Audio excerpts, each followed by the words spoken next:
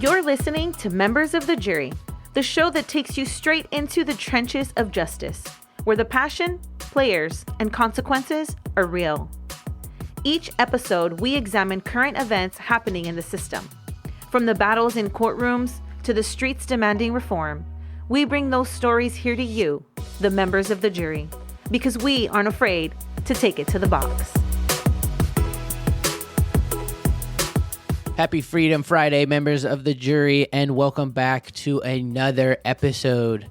This week, we have a very special guest who is joining us, and we are going to get an amazing insight into 5 steps to depolarize the American society. In fact, today's episode's theme is taking leadership. Currently, it feels like society is so polarized on almost every issue, and the result of polarization is that nothing actually gets accomplished. One of the best ways to overcome polarization is by having effective leaders. In fact, not all solutions have to come through Congress or state legislators. Local leaders and department heads have a huge influence on policies that are enacted and enforced. Here on Members of the Jury, we almost exclusively focus on the issue of criminal justice reform. And today, our members of the jury are going to learn 5 simple and immediate ways to positively impact the criminal justice system. We just have to be willing to lead. Our guest on today's episode is Dr. Jay Slosar. Dr. Slosar, please introduce yourself to the members of the jury. Thank you, Lucas. Jay Slosar, I'm a clinical and forensic psychologist in Orange County here in California. Been in practice for 35 years and currently continuing on with clinical and forensic work and workers' comp evaluations also. Well, Dr. Slosar, we're so appreciative to have you joining us today and to be able to pick your brain into your expertise. I think the members of the jury are going to be in for such a treat with today's episode. You know, I want to highlight that in addition to Dr. Slosar's private practice, he also works or has done work as a qualified medical examiner, specifically in the field of psychology, and even serves as an adjunct professor. And so, Dr. Slosar, I want to start off the episode by giving people a good foundation of where these 5 points came from and what ideology is behind them. And so, can you define for the members of our jury, what is social psychology? Social psychology is a branch of psychology involving all interrelationships and factors that are not necessarily individual and clinical, but have to do with groups. It's a bit of a spinoff from sociology, but heavily involved in the forensic psychology intersection because of prejudice, bias, which all comes into play with juries and with all the people involved, and the things that influence people and their attitudes. One large question in social psych, ongoing debate has been, what happens first for change? Do you have to change your behavior or do you change your attitude? And there's plenty of evidence on both sides. For my own self and all my own experience, I've arrived at the point where I'm going to change the behavior first, and then the attitudes follow. The attitudes are so locked in that sometimes when you try to talk about them with the concept of polarization, they intensify, and we become more polarized. But when you kind of work together or you change some behavior and things then kind of evolve and attitudinal changes kind of occur after.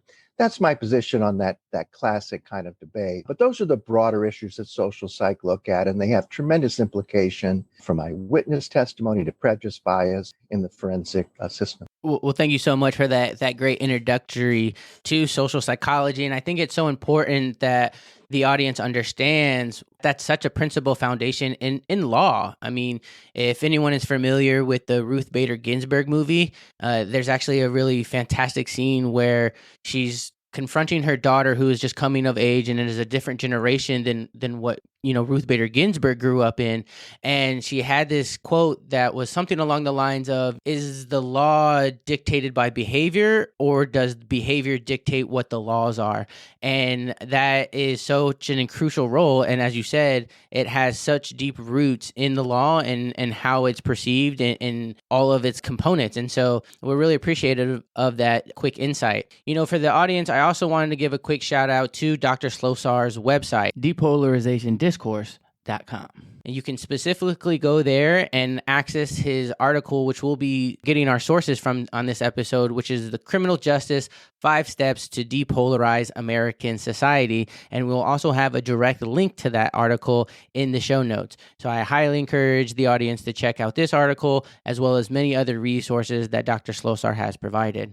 So I want to jump right into it so that we are able to get through all 5 steps in a timely fashion. And so right off the bat, I think this is such a great point, and I'm not sure if society as a whole truly understands the significance in the role that this step plays. And that is step 1. Don't stop using body cameras. Can you give some insight to the members of the jury as to why this was your first step? Well, because it's changed everything. The videos now coming out with the improved technology of, the police force and what they're doing or what actually happens.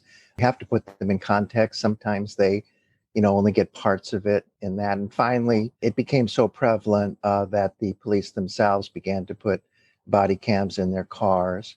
And while maybe the initial reaction might be defensive for law enforcement, okay, they're going to catch me doing things that, I'm going to get punished for, it can also show the really effective things too.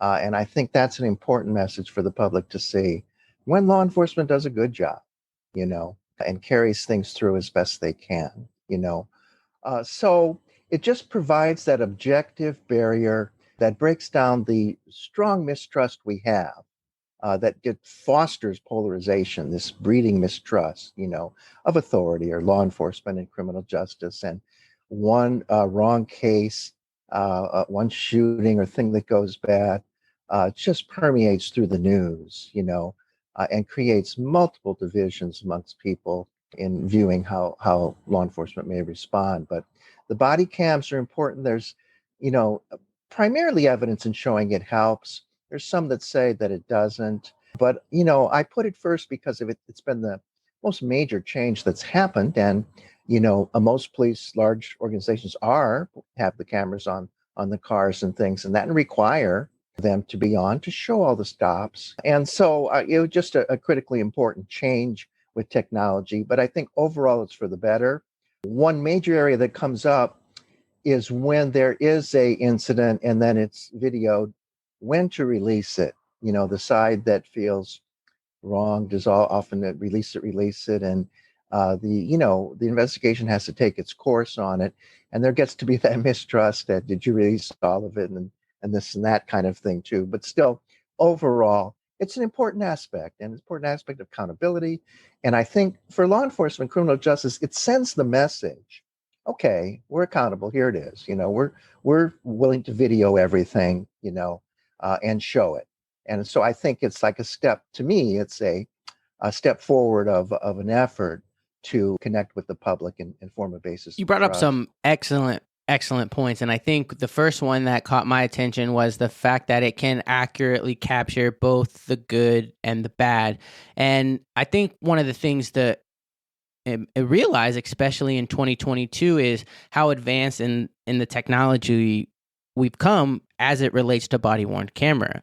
I mean, if you look back into the 90s, there were things known as MVARs and potentially dash cameras on police cars. And then as we've gotten into the 2000s and 2010s, that's where we've started to see more and like chest wearing body worn cameras. But I've even seen the progress go as far as having very small cameras that can attach to, oftentimes police officers are wearing sunglasses. And so it's very minimal at this point in time as far as I think the officers are concerned. They're not having to wear this big bulky equipment that's really detrimental to them performing any of their duties, and the type of security that you highlighted that it can bring to a situation, and again that's both good and bad, it is so influential.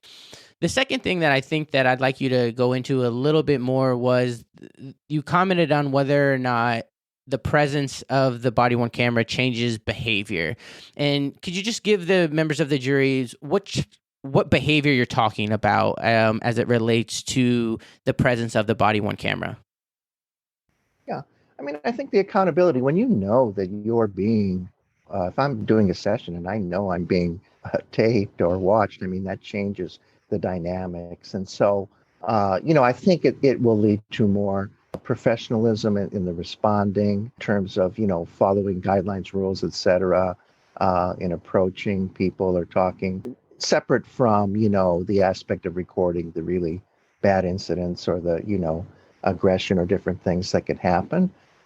It can also document when the police have to respond so frequently to someone who is mentally ill or delusional and really, really responding, in a disorganized way. So I just think it's an aspect overall that helps with I accountability. couldn't agree more. I mean, speaking from a legal perspective, we rely on, media evidence so heavily now because oftentimes that's just going to be the most authentic version of the evidence, whether they do it intentionally or not.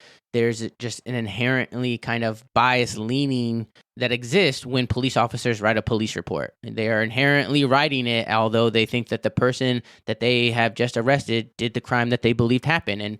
And again, I don't think necessarily think that there's always a maliciousness that goes into that, but that's just the nature of the report. And so being able to have this true and authentic version of the situation without any elements of, like you were mentioning, prejudice and bias, going back to that social psychology, it pays it's huge in the legal process, and it really allows us to assert when injustices are happening or understand that this was actually handled or a situation was handled legally, lawfully, and appropriately by law enforcement. And so I thought that was a great starting point. I think that it does continue to have huge impacts in the criminal justice system, and the kind of cost analysis to have them implemented across all of the departments across the country, I think is very minimal, especially in light of the technology in 2022. Would you agree? I would That's definitely. I think a great segue into in speaking of budgets and better ways to have accountability and just handle police encounters in general. Your second step to help with the depolarization of the current societal state is to hire more female police officers. And I thought this was such an interesting point, and just give us some insight into where this step even came from. Well, actually, the idea stuck in my head from a years ago interview when President Clinton was in office, and there was a police chief, I believe it was New Haven, Connecticut, and he had a very low crime rates, but he had an approach of not chasing people or backing off, and law enforcement actually in this community didn't like him. And in the interview, they asked him what were keys for improving, law enforcement. He said hire more female officers, and he noticed back then that they just approached the situation differently. And in my article, I cite some comparison data that, women officers are much less likely to be involved in aggressive force. I think 8 times less likely, and other aspects where they just approach the situation in a different way than male I wanted officers to do. interrupt you on that point because as soon as I read that, and I have to be honest with you, I had never thought about this as a possible solution for criminal justice reform. But the minute I read that and saw the statistics to back that up, I started to do kind of a deep dive flashback as to all of the cases that I've looked at, and I almost immediately couldn't agree more. I mean, that component of machismo and testosterone battles, it is often eliminated, and I think that oftentimes the female are the smaller individual in an encounter, and so they don't want it to get physical because they know. I mean, I think inherently they would think that they would just be in for a battle. Obviously, I'm not going to say that size dictates all because there are plenty of women, especially in the UFC, who are way smaller than I am, who would totally take me in a type of encounter. And so, but just I think that in doing my own personal kind of deductive reasoning and an analysis of encounters that I've seen, I thought that was such a true point, and how that actually allows for situations to be de-escalated as opposed to the opposite. Right. Well, the fear might be that therefore they will avoid the aggression or conflict. And that isn't the case. They've looked further, and it's not that the female officer will back down. I think what we have to realize is that the bulk of police work, 80, 90%, is not of a violent nature. Many officers don't fire their gun over their career and things. So much of it, the bulk of it, is community relations, dealing with people, dealing with family. And by and large, when it comes to that kind of social aspect or interaction, women are generally better at it than men are. So I think, an effort to hire more female officers will really have It a also goes positive back impact. to building that community trust. I mean, if the statistics show that female officers are less likely to engage in excessive force, and excessive force is one of the situations that continues to polarize the nation and continues to build mistrust within the community, then reducing the number of incidences where there are excessive force seems like that would be a very helpful factor. And based on the data that was provided, that seemed to be the case. And as you pointed out, it didn't have a negative counterpart to where then in situations where reasonable force was necessary, they did not use it. Was I understanding the data right there? Right, right. Yeah, but we want to avoid the terrible situation, which then ends up with someone hurt or someone killed. Having female officers may have offset, you mentioned the strong, you used the word machismo, or that action that we kind of have had in Law and Order, capture and put them away, and a very strong gonna get them. And so that when that pervades into a stop over a car registration or something minor, and then that escalates and someone ends up really hurt or worse yet, killed. I mean, we just have to look at how come that would happen, you know? And so changing these patterns of how we almost approach the situation. And unfortunately, a lot of people then feel then that's a weakness, or you have to be aggressive like that to really stop, the aggression. And when you see these smash robberies or all these things going on, people get scared and they want that strong reaction from law enforcement.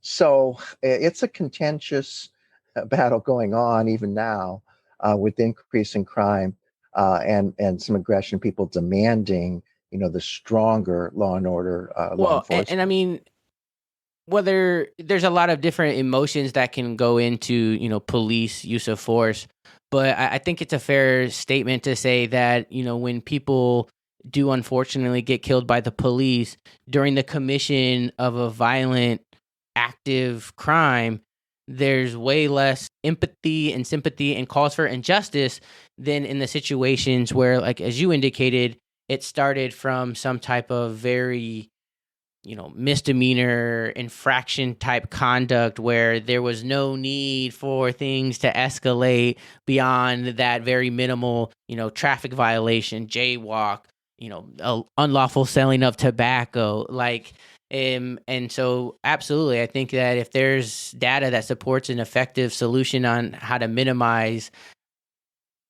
situations in which there's excessive force, we should absolutely as a nation try to implement that. And I think as a taxpayer, that also should be raising red flags, because the more excessive force situations there are, the more lawsuits there are, and the more likelihood that those lawsuits are going to result in a type of verdict that then the taxpayers are responsible for.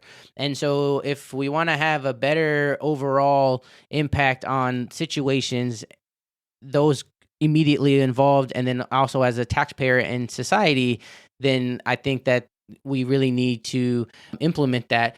I guess one of the last points I thought that you highlighted that could really solve this solution was highlighting what I counted two main kind of deterrents as to why we see such a low number of female officers. Do you want to touch on those?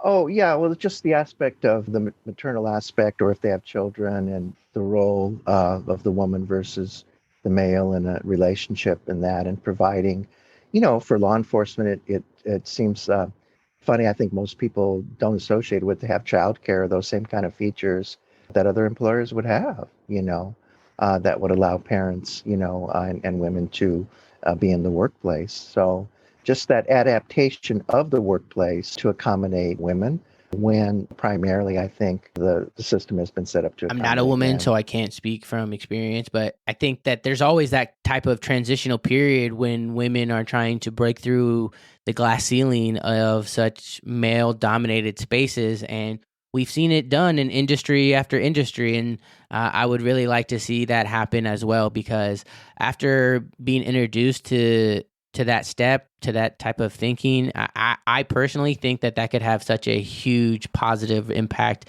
And it's just being able to convince, quite frankly, the women of society, or even that type of thinking, so to speak, to be implemented more so by the current police officers. Also, I would add, the mistreatment of women in a male-dominated culture is always an issue, and so that has to be addressed. We know in the military, for example, that some women have been, profoundly abused and mistreated, and it's been covered over in that. And so we want to, in law enforcement, be aware of that and make that kind of accommodation, so that women would want to be in law enforcement as they are in the military. Excellent point. Well, moving right along, I think this is a great opportunity to then start breaking down what you have numbered step 3 in our 5-step process to depolarize America, and that's to make electric monitoring work. And we actually have recently recorded an episode where we really go into detail as to the different types of electric monitoring that are even currently available, or the alternative substitutes that just are a middle ground between traditional confinement and the aspects of electronic monitoring. So, Dr. Slosar, please give the members of the jury a breakdown as to why more use of electric monitoring can have a huge impact. Well, the goal would be primarily to have fewer people in prison. The more that we can do that, the more, one, we save money, but also reduce that recidivism effect, because longer stays in jail, by and large, are not at all helpful, and tend to increase recidivism. So having the people out there working and paying taxes so that we can all feel they're doing their fair share and working, and so rather than being in prison. The technology is so advanced. If you've had other shows on, I'm sure there's things beyond what I can imagine for monitoring and things. But my point in that was kind of simple, in the sense that some studies show that the reason it hasn't worked is because they haven't followed up on it. Even they haven't changed the batteries, or kept up on it. So my idea of it is kind of like, there are some officers who go out in a patrol car, but then there are other officers who are more techie, and they're back at the station tracking all the bracelets and everything, and alerting the officers out there that this person has gone beyond their zone or whatever. When the people with the bracelets know that it's going to be enforced, they follow it. But if they violate the bracelet aspect and there's no response, then it becomes ineffective. So you have to be on it.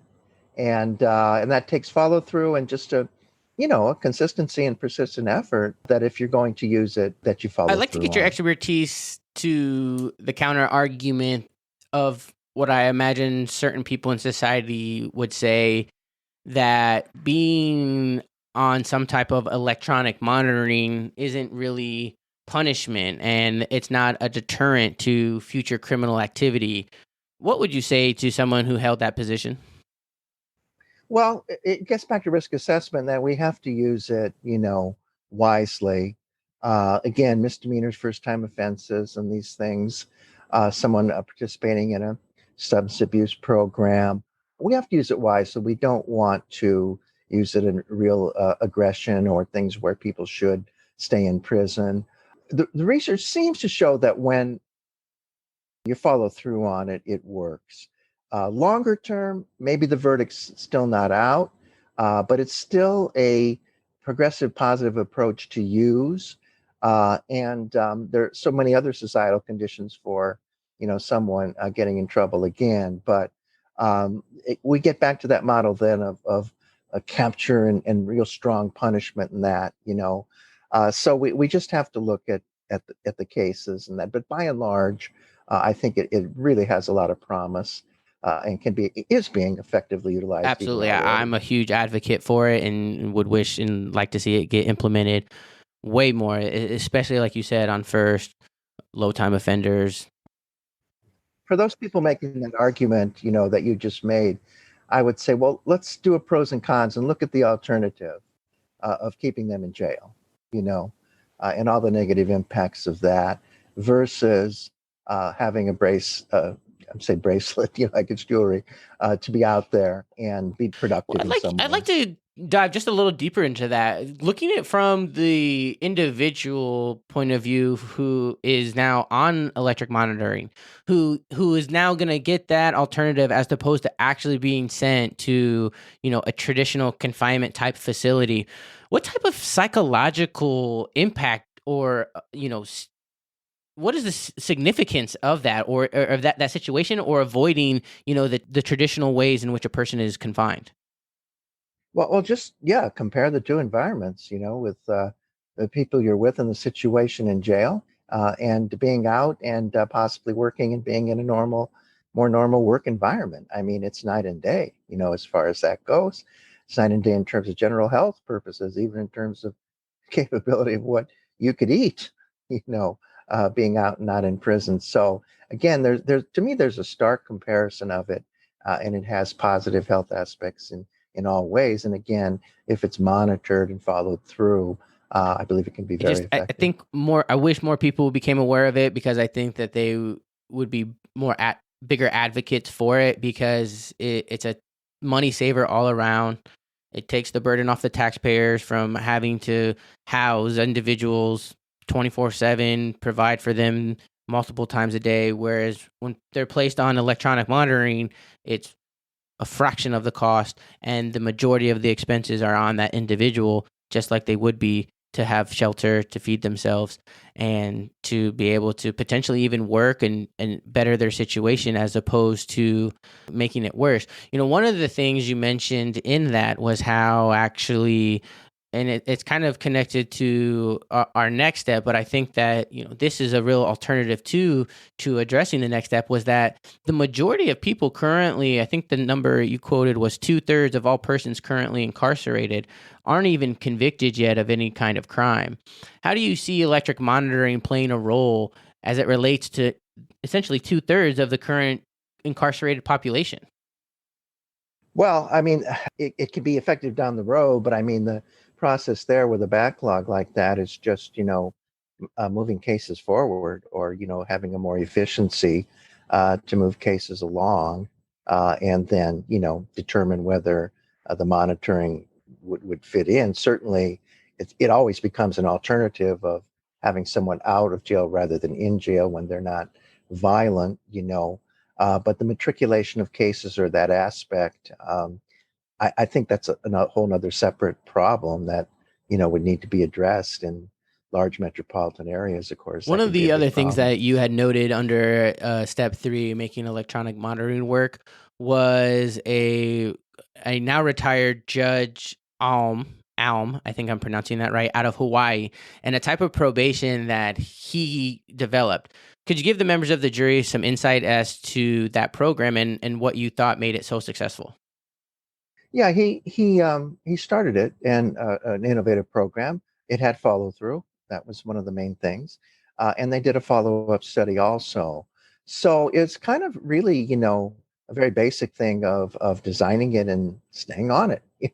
Being consistent and collecting data, and that's always very very helpful. In any approach you're going to try to approach, you need units of measurement and follow through and to see how it's doing. Thus, you tweak it and make it better along the way. Also, if you look at data on, for example, mental health in prison, very hard to get cumulative data. And sometimes then DOJ will come out and do something, but it'll be from data 5 years ago when I'm in the field and I'm thinking, geez, I think it's worse than this data is. So the collection of overall data, law enforcement is too busy dealing with things every day to almost step back and administer and manage some of these and really make it efficient and run. They're often overwhelmed, as I'm sure you as a public defender at times overwhelmed with cases. So if we asked you to keep all kind of data, or see how things are going, that would be really hard for you. So somehow we have to organize better, and perhaps it's outside, perhaps it's through funding or whatever, to see that a program is implemented, managed, followed, consistent, just like you would in any other, workplace model management program or something that you're Absolutely. implementing. And I think that that's a good point to highlight, because I know personally speaking, in the jurisdiction that I work in, that model methodology can and does work.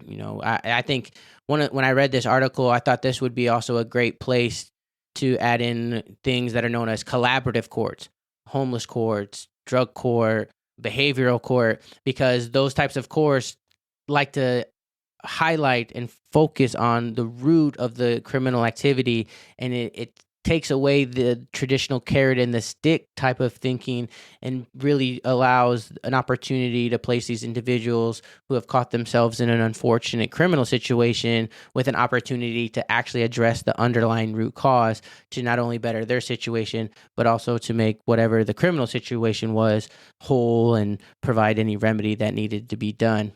So I thought that was an excellent point. Yeah, collaborative courts are something I didn't put in there, but certainly they have their place. And again, the reaction sometimes of those in the traditional court system is that, oh, collaborative court, they're weak, or they let people off, or this and that. But they certainly have their role, particularly like in areas of substance abuse, where a young person, gets into some problem and there's issues of substance abuse, and rather than, putting them in jail, they go through a collaborative court and give them other options to straighten things out, for the rest of their Absolutely. I life. don't have any hard statistical data, but I just have such a gut feeling that those who do successfully graduate through their collaborative court experience have better or less recidivism rates than those who ultimately just do a prison stint and then get put back in society. I just have a gut feeling that they were given better tools and resources, and that aside from some type of hiccup, they didn't find themselves back. And I don't have the data on that. Would like to see if that existed, but You've got me thinking there is some data on it, more from the local programs who've done collaborative courts, and want to prove that their court works, for example, but I don't think there's been a real effort to look at that closely. But you've got me thinking then of going out and getting some of well, that my data. my first thinking would be that if people didn't think that it worked, they would just shut it down. And the fact that they haven't shut it down is I think, a good indication that it's working. And I know specifically for like drug court and homeless courts, that's having a kind of a sweeping effect across the country. I've heard it in different podcasts. I've talked to other public defenders and know that that's a viable option in different jurisdictions. And so I'm really glad to see that is making a more of a national implementation, or that's getting implemented more nationally. And I think that if more people found themselves in collaborative courts, especially within their first couple offenses, that could have a real better impact on them than just the traditional avenue of carrot in the stick jail time. Yeah, it's interesting when, at least out here in California, when you put propositions like that in front of the people, there have been a few. People vote for them. The alternatives like we're talking about. The majority of Californians vote that. Yet on the day to day, when you see things going on and the intense battle about locking up people and what, it seems so opposite. I mean, it really is interesting when you put those options out there, put it in a proposition or things. It's in California, people will That couldn't support be it. a better segue to our fourth point, which is reducing jail time by eliminating the cash bail system. And as you noted, California took a huge step in this field, specifically from a ballot initiative that bypassed legislations, and enough people in the state said this is the way that they want it done, and were able to get it on the ballot and put it to a vote. Give the members of the jury like an insight into that, and how other states could potentially follow that type of system. Well, it's become a quite a heated debate, and a tough one, because a lot of people in law enforcement don't like it. Back again to that, they're letting out people who commit crimes again. I've heard, for example, people and law enforcement saying some misdemeanors have increased as a result of not having bail and letting people out. They continue to commit misdemeanors like breaking into your car, going in your garage and taking stuff and things like that. And then perhaps that may be so. But the overarching aspect of it is just how grossly unfair it is that someone who cannot afford bail simply sits there. And so, because it's so based on purely the aspect of money and those being able to afford a good lawyer, it doesn't really give us very good equal justice in that aspect. And so many people in jail who don't have the resources for misdemeanors or different things, or some minor felonies and things. And as a result, the jails get overcrowded.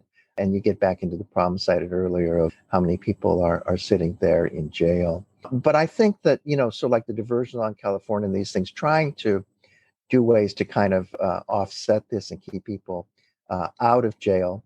But there's a lot of resistance to doing away with the aspect of not having bail.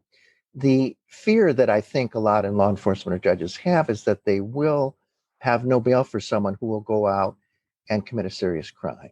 And so, at least with some aspect of bail, there's something there.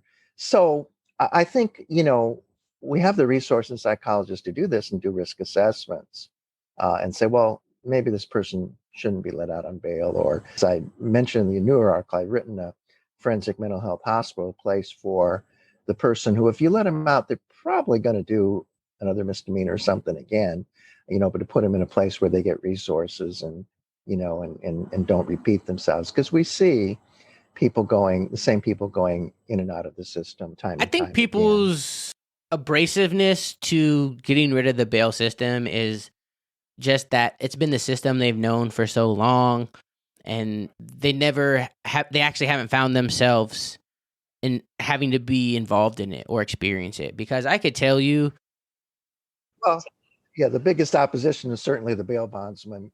100%. And I understand that that's their business, but like, they are not fighting for the right cause. They are solely fighting to put money in their pocket. It has nothing to do about criminal justice reform. It has nothing to do about the safety to the community or the danger. And so I agree with you. And it's actually, the ballot initiative that passed, actually were able to get a reconsideration. And so that's actually not even implemented right now.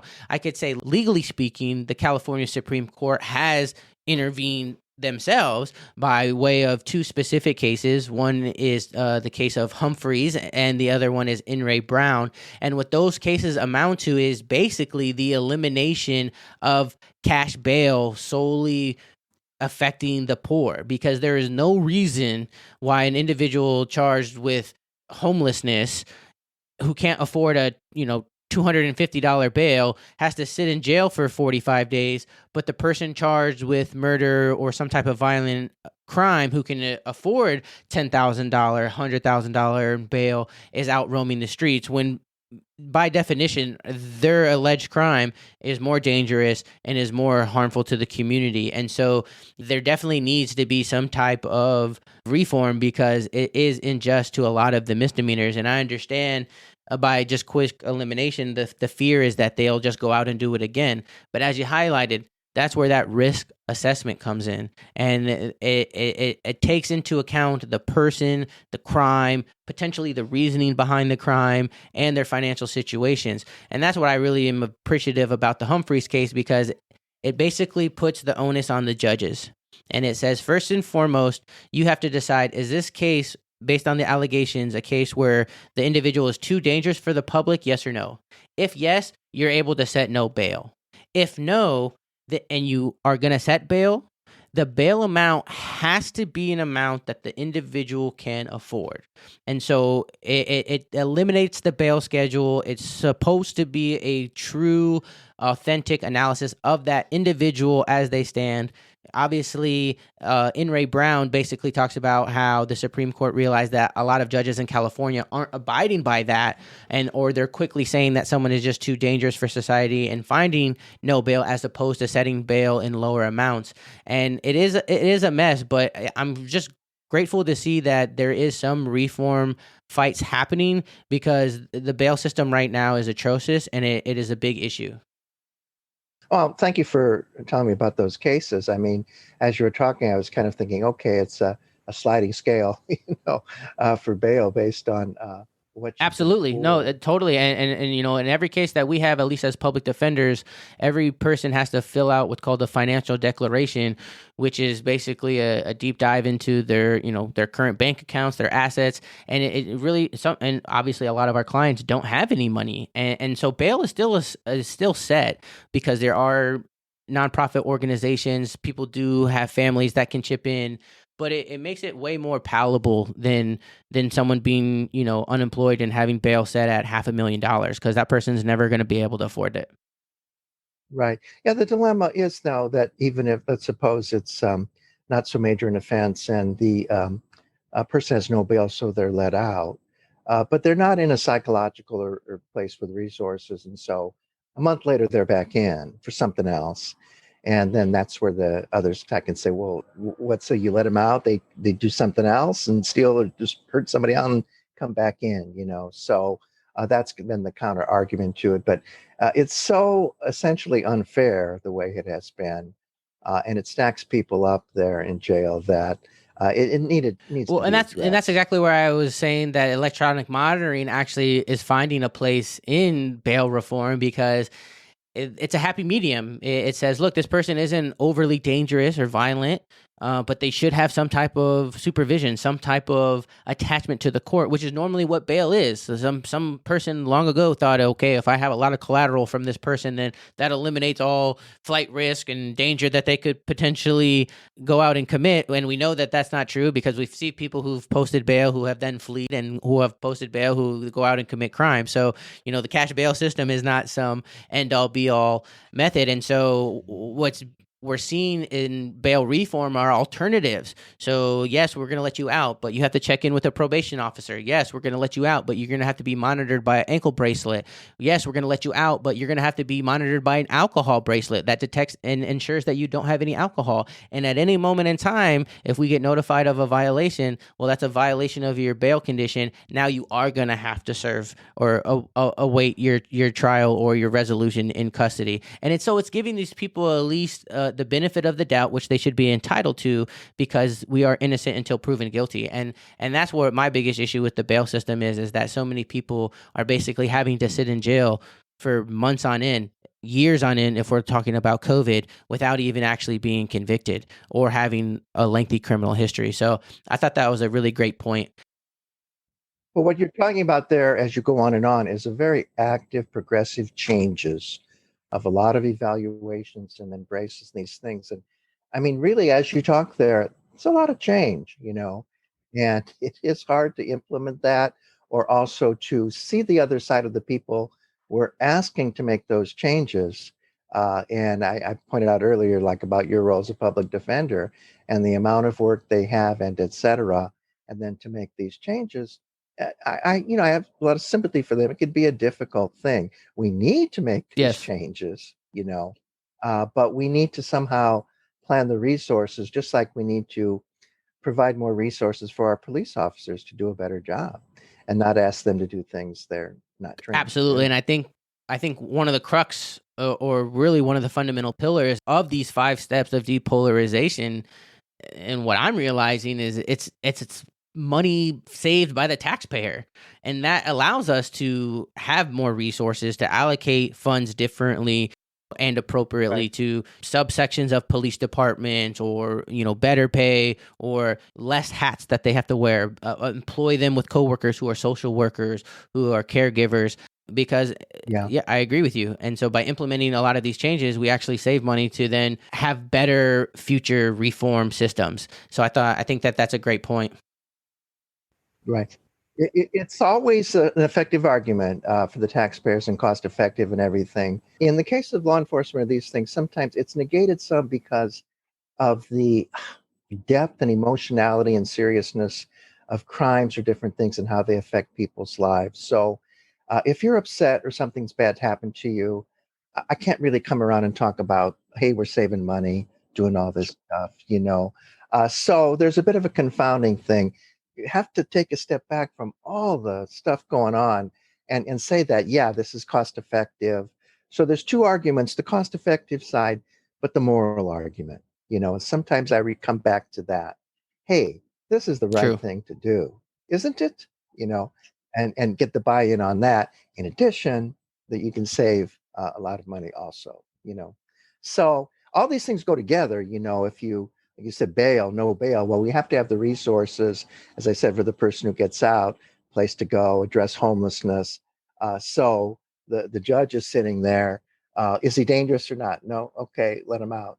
But I mean, that's very limited information and decision. Because how do they know sometimes? They can just see what the past history is. People are in a tough spot. If there was this coordinated larger network of resources for all those in law enforcement, from police officers and everything, the whole system could just work effectively and tie all I this love what you said together. about. I think that this is some of the root of, we're talking about root of issues. I think one of the roots of the issues of criminal justice is that battle between moral righteousness and a cost analysis argument. And the scales of justice have gone both ways, and they'll continue to work and try to balance each other out. And I'm just grateful to be able to have these conversations to hopefully have an impact and influence as to how those scales ultimately balance out. So I want to get into the last step as we're finishing up and getting close to the hour mark, and that's to get tough on bad cops. And I think this would be a very popular step. I think a lot of people in the world and in the country nowadays realize that unfortunately there are quote unquote bad apples, as some people like to refer them as, but that there needs to be attention to those areas of departments and a resolution to them. So what was behind this step?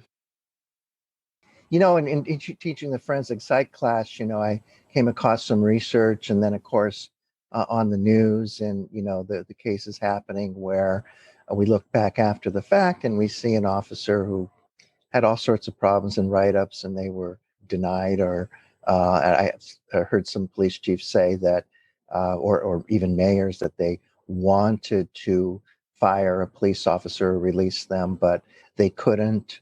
A strong union or different aspects.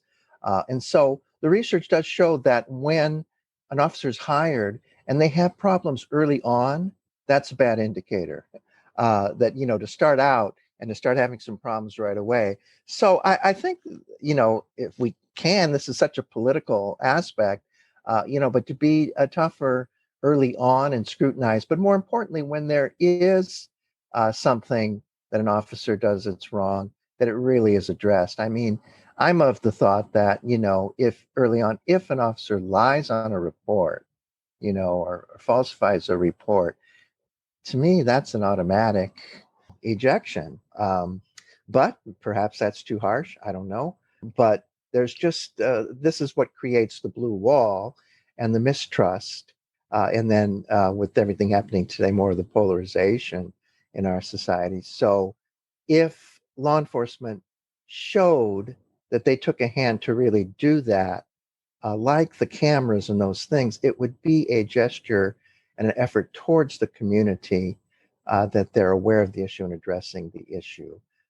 In the cases here, it can often really just take one bad person, or one with poor judgment or everything else, that really causes those cases that become such national stigmas. And that's what we want to avoid. There's too many of those because once one of those happens, it so permeates across the country into very deep levels. Could you do a little bit more explanation as to your understanding of the blue wall and what you meant by bringing it up right there?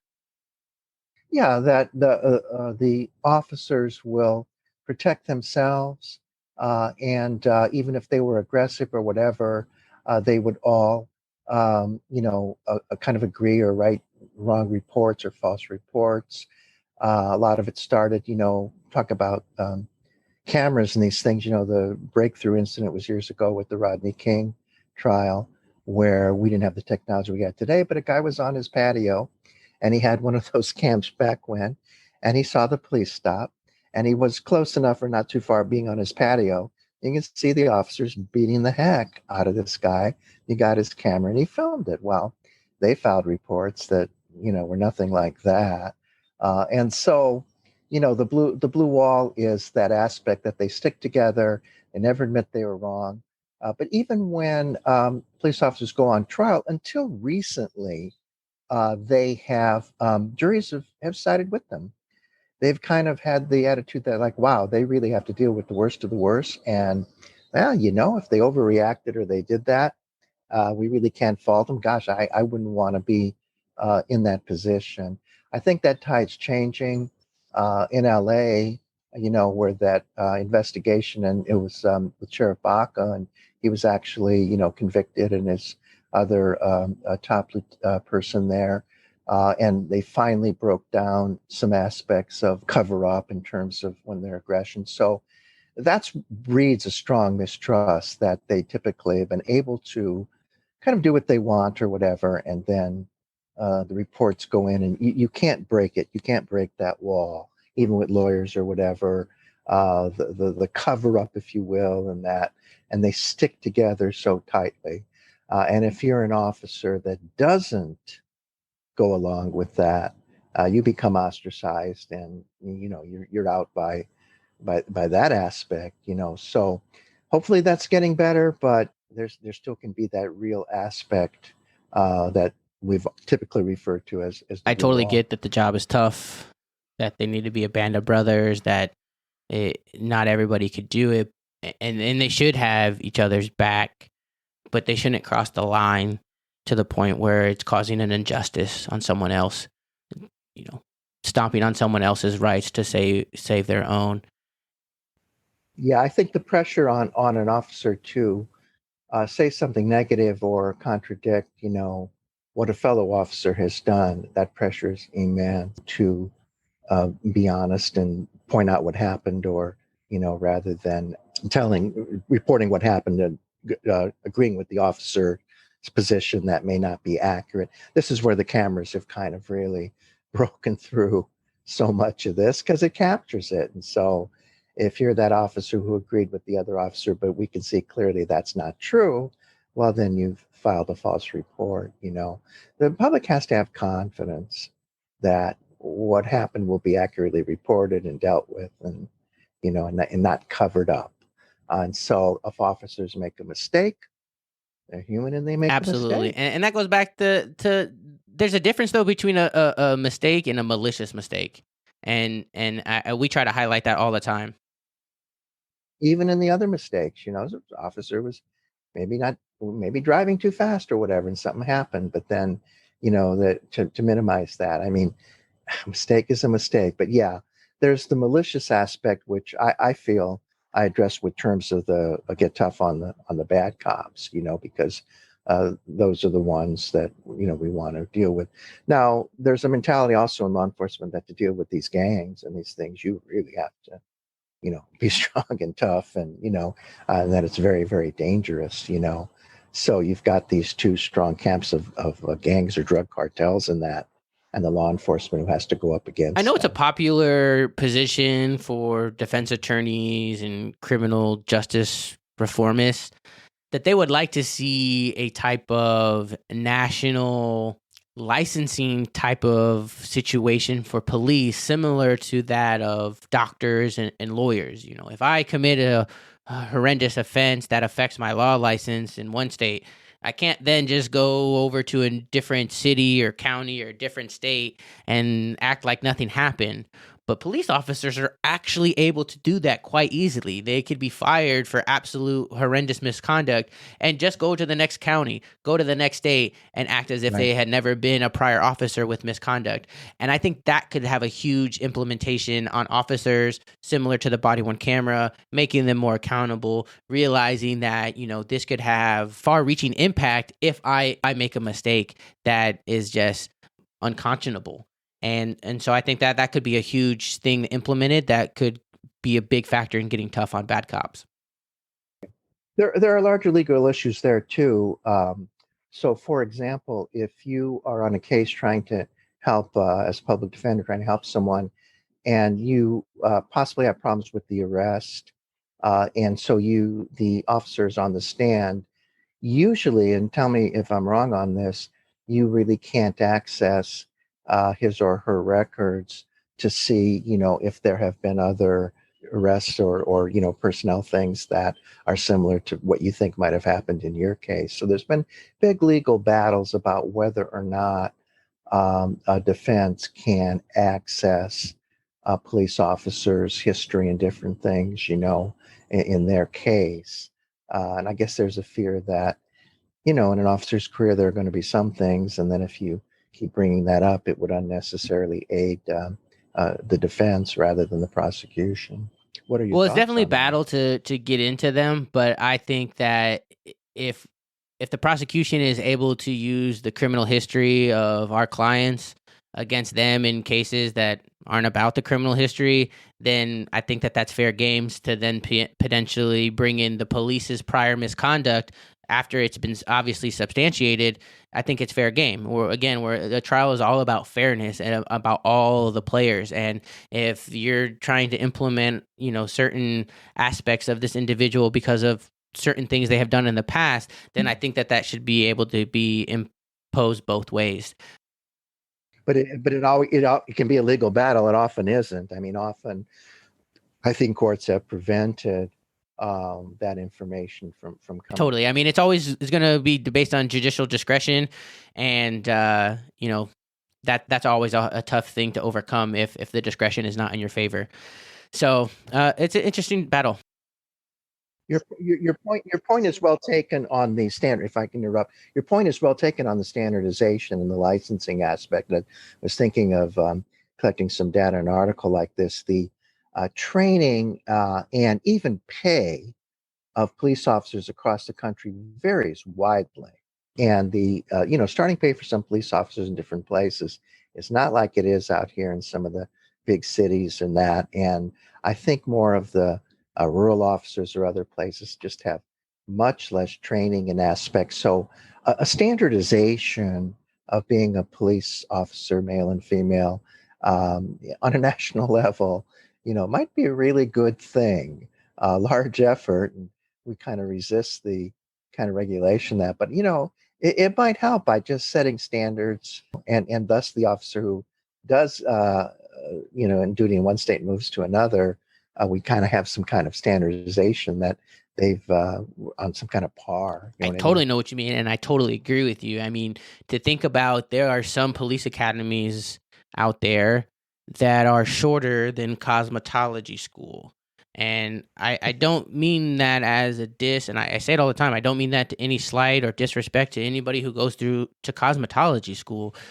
In my personal and humble opinion, I think that if you're going to be able to have the authority of a police officer and walk around with a badge and a gun, it should take you a little bit more training than how long it takes you to be able to hold a hot comb and a curling iron. Like the two are not equal, and there's no reason why there are police department trainings that allow for people to become police officers and that type of rush training. And I think that that also has a big impact and on quote unquote bad cops. So, we could probably talk about that subject all on an episode of and of itself. But, Doctor, I really appreciate your time in breaking down these 5 steps to depolarize America. I think that if each and every one of these steps were implemented, we would have a better society, we would have a better criminal justice system, and like we've talked about, we would be in a better place both morally and for as a taxpayer. These 5 changes, they're smart. If we are to depolarize society, we need to focus more on behavior and policy that generate fairness and equality. Dr. Slosar, I think you have brought that to this show, and I think that as we do with every episode, we end it with asking our guest, what is the significance of speaking out against popular opinion and taking matters to the box? Well, it's a matter of partly assimilating things as you get older and with more experience, and really wanting to do something meaningful, and put forth things in the process of trying to see policy change. So, it's rewarding in doing that. And the dialect or the discourse is fun for me. And by the way, my webpage is depolarizationdiscourse.com. And the discourse is designed for, like we're talking today, you and I, for the exchange and to hear both sides. And I've tried even in the interview today to, step into the other side of the police and the judges and everything. And, from their point of view and looking at these things. And as you and I would go on and possibly a little, progressive pie in the sky to do this and do that and do this and how hard it can be, despite political conflicts that exist too. Sometimes we think shouldn't be so hard. So for me, it's meaningful and anything that evolves from it. But even if it's just the discourse and that helps move the ball down the field, it's very rewarding. Well, Dr. Slosar, we want to thank you again so much. Your expertise has been so rewarding and insightful. I really think that this conversation, there is a conversation that needs to be held, like you said, by more people for them to not only become knowledgeable about these steps, but then to be in a better position to make a determination whether or not they want to actually implement them or not. And I think once they become educated on them, their position should be to implement them. So just thank you so much for coming on. We look forward to future connections, and thanks again.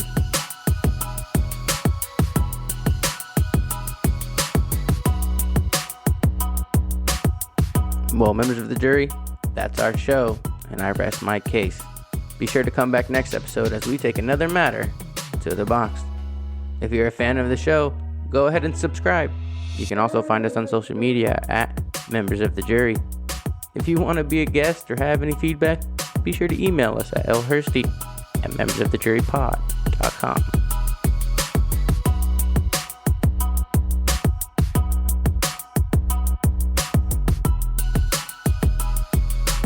The information in this podcast is provided as general reference work as a public service. The audience is advised to check for changes to current laws and to consult with a qualified attorney on any legal issue. The use of this material does not create an attorney-client privilege in any fashion with the podcast, the host, or the guest. This information is for educational purposes only, and no one affiliated with the podcast may be held liable for any decision made based on this information.